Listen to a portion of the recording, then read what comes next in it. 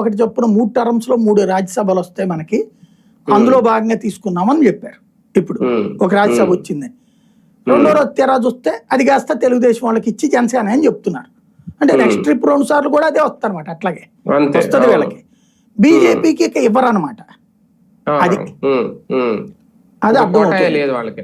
మొన్న ఇచ్చిన ఎందుకు ఇచ్చారంటే బలవంతపు రాజీనామాలు చేయించింది బీజేపీ కాబట్టి ఆ 4 2 బీజేపీకి వాళ్ళే తీసుకున్నారు బలవంతంగా.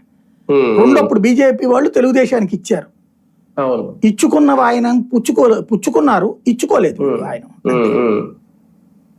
ఈసారి టీడీపీ మహిళకి ఛాన్స్ ఇచ్చే అవకాశం ఏమన్నా ఉందా అసలు? చూడాలి మరి, కాసేపట్లో ఇస్తే గనక 33% రిజర్వేషన్ అనేది ఒకటి వర్కౌట్ అయినట్టు ఉంటది. మన లోకేష్ గారు అన్న మాట నిలబెట్టుకున్నట్టు అవుతుంది. లేదంటే ఆయన 2029 ఎన్నికలకి అన్నాను లేని అప్పుడు మళ్ళీ కవరింగ్ ఇస్తారు అక్కడ దాంట్లో నుంచి.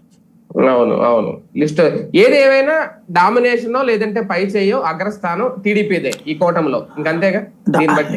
డామినేషన్ ఉంది మొత్తం వాళ్ళదే అక్కడ, ఇంకా వాళ్ళదే. అది అంటే మిగిలిన పార్టీలు మాట్లాడనివ్వకుండా టీడీపీ బ్రాకెట్ లో జే అంతే. అది ఇక్కడ బి, దాన్ని ఏమంటారు, జేఎస్పీ బ్రాకెట్ లో టీ. అది అవును అవును అవును. Right right. చూద్దాం మొత్తానికి.